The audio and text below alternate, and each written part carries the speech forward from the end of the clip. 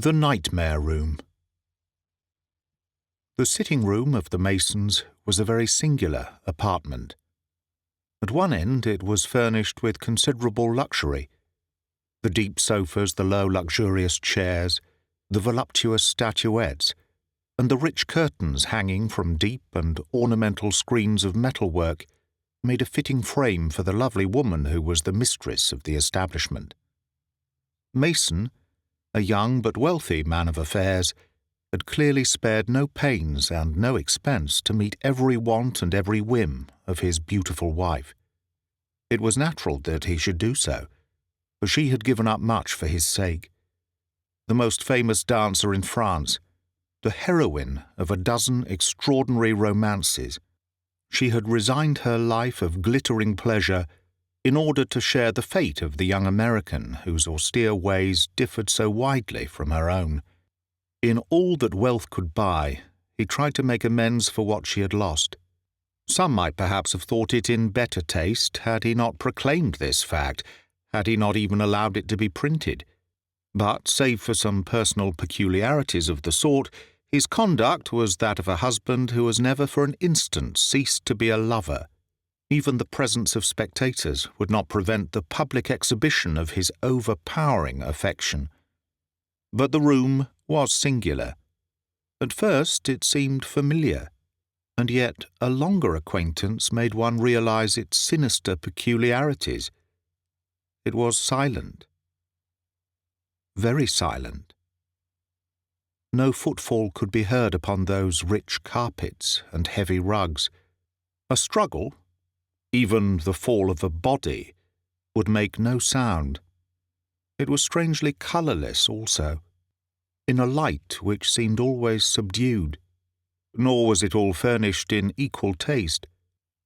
One would have said that when the young banker had lavished thousands upon this boudoir, this inner jewel case for his precious possession, he had failed to count the cost, and had suddenly been arrested by a threat to his own solvency. It was luxurious where it looked out upon the busy street below. At the farther side it was bare, Spartan, and reflected rather the taste of a most ascetic man than of a pleasure-loving woman. Perhaps that was why she only came there for a few hours, sometimes 2, sometimes 4 in the day.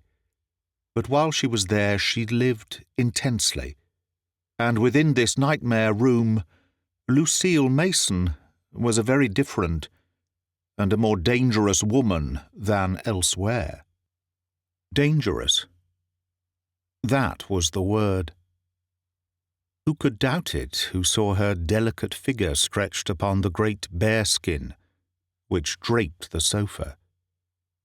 She was leaning upon her right elbow, a delicate but determined chin resting upon her hand, while her eyes, large and languishing, adorable but inexorable, stared out in front of her with a fixed intensity which had in it something vaguely terrible.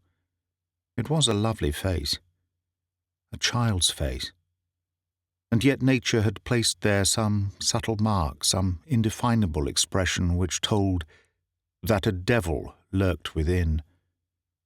It had been noticed that dogs shrank from her, and that children screamed and ran from her caresses.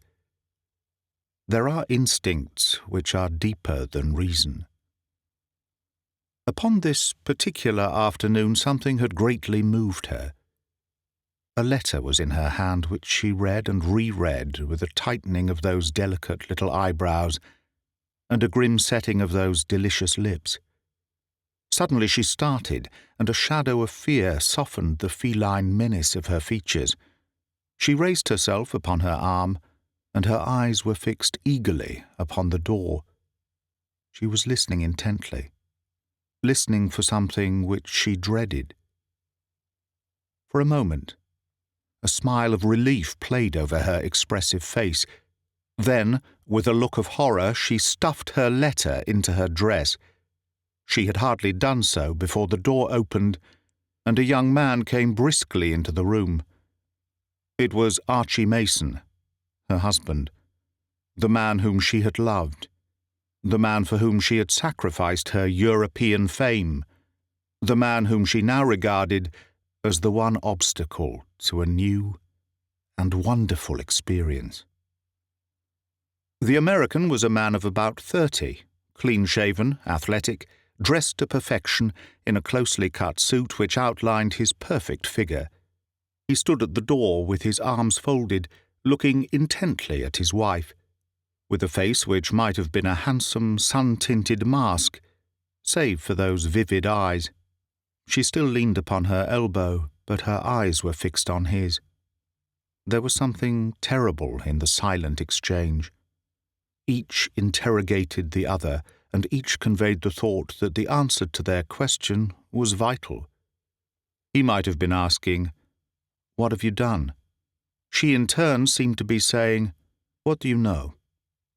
Finally he walked forward, sat down upon the bearskin beside her, and taking her delicate ear gently between his fingers, turned her face towards his.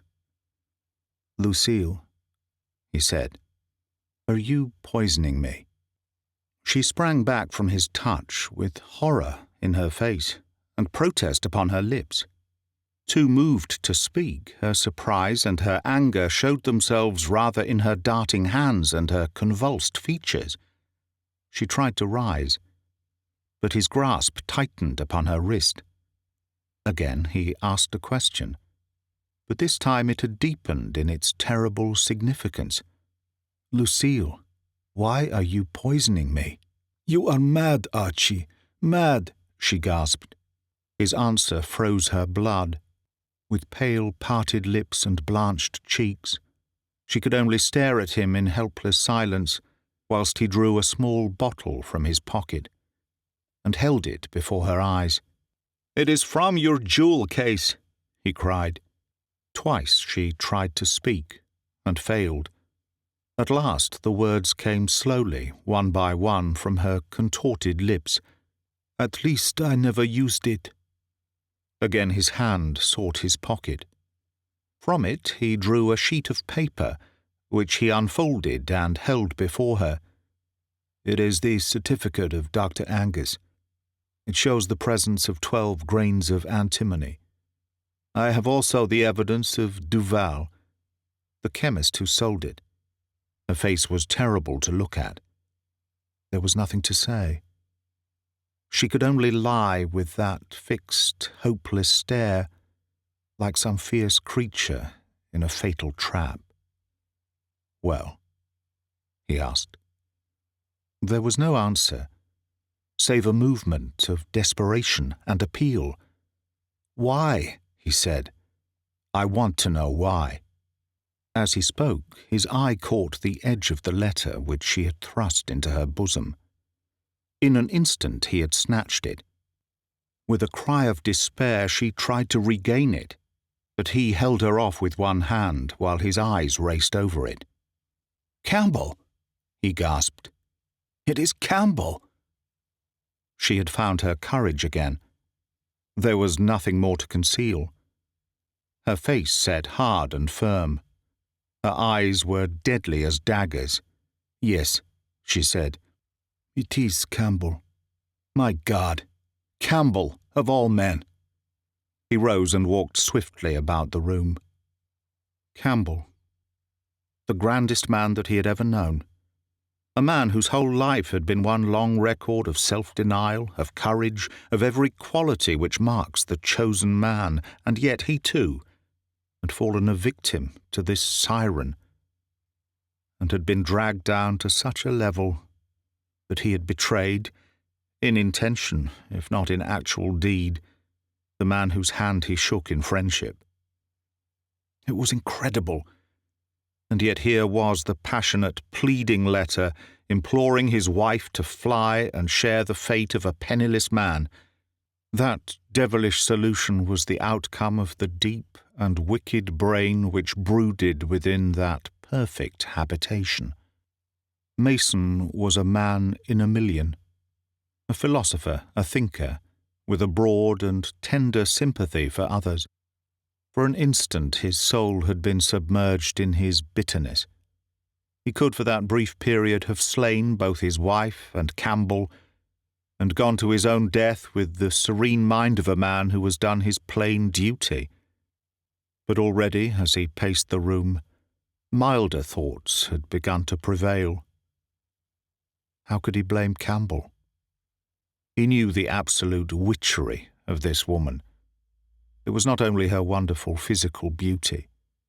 She had a unique power of seeming to take an interest in a man, in writhing into his inmost conscience, in penetrating those parts of his nature which were too sacred for the world, and in seeming to stimulate him towards ambition, and even towards virtue. It was just there that the deadly cleverness of her net was shown. He remembered how it had been in his own case.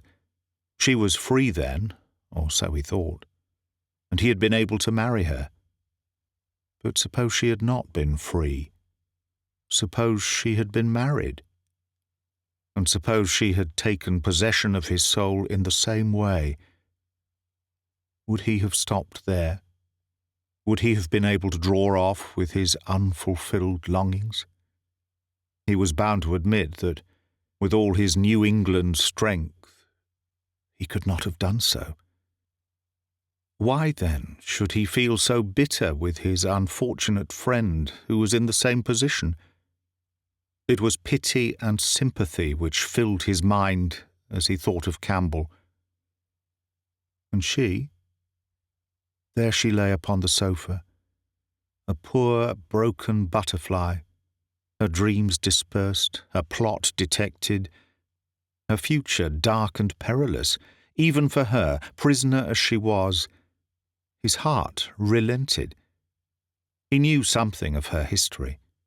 He knew her as a spoiled child from birth, untamed, unchecked, sweeping everything easily before her from her cleverness, her beauty and her charm. She had never known an obstacle. And now one had risen across her path, and she had madly and wickedly tried to remove it. But if she had wished to remove it, was not that in itself a sign that he had been found wanting? That he was not the man who could bring her peace of mind and contentment of heart? He was too stern and self-contained for that sunny, volatile nature. He was of the north, and she of the south, drawn strongly together for a time by the law of opposites. They were not made for permanent union. He should have seen this. He should have understood it. It was on him, with his superior brain, that the responsibility for the situation lay. His heart softened towards her as it would to a little child who was in helpless trouble. For a time he had paced the room in silence, his lips compressed, his hands clenched till his nails had marked his palms. Now, with a sudden movement, he sat beside her and took her cold and inert hand in his. One thought beat in his brain. Is it chivalry, or is it weakness? The question sounded in his ears. It framed itself before his eyes. He could almost fancy that it materialized itself, and that he saw it in letters which all the world could read. It had been a hard struggle, but he had conquered. "You shall choose between us, dear," he said. "If really you are sure you understand, that Campbell could make you happy as a husband.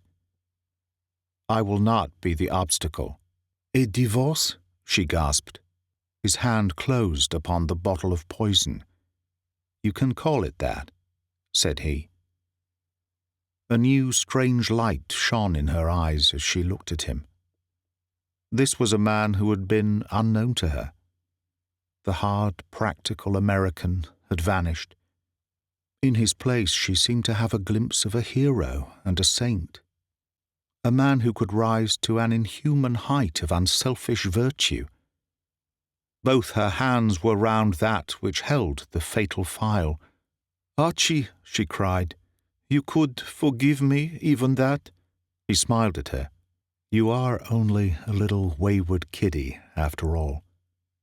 Her arms were outstretched to him, when there was a tap at the door, and the maid entered in the strange, silent fashion in which all things moved in that nightmare room.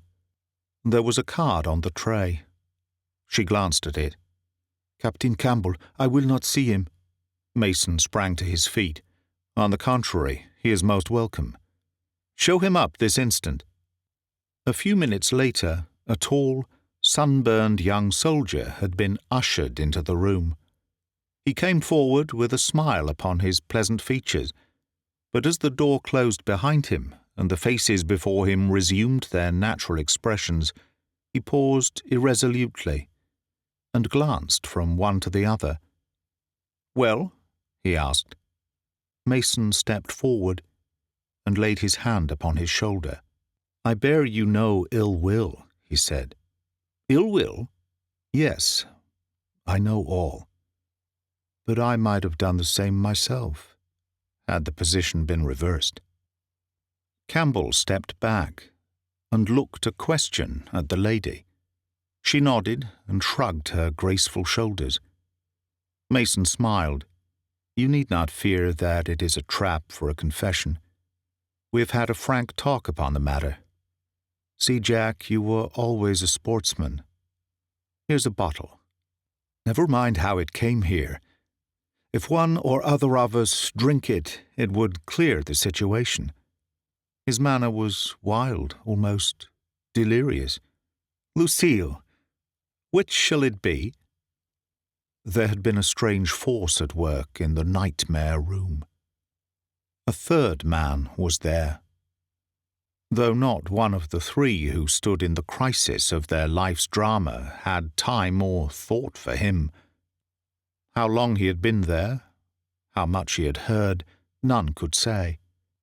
In the corner, farthest from the little group, he lay crouched against the wall. A sinister, snake-like figure, silent and scarcely moving, save for a nervous twitching of his clenched right hand. He was concealed from view by a square case, and by a dark cloth drawn cunningly above it, so as to screen his features. Intent, watching eagerly every new phase of the drama, the moment had almost come for his intervention. But the three thought little of that. Absorbed in the interplay of their own emotions, they had lost sight of a force stronger than themselves, a force which might at any moment dominate the scene. "Are you game, Jack?" asked Mason. The soldier nodded. "No, for God's sake, no!" cried the woman. Mason had uncorked the bottle, and turning to the side table, he drew out a pack of cards.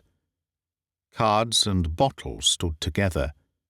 "We can't put the responsibility on her," he said. "Come, Jack, the best of three." The soldier approached the table. He fingered the fatal cards. The woman, leaning upon her hand, bent her face forward and stared with fascinated eyes.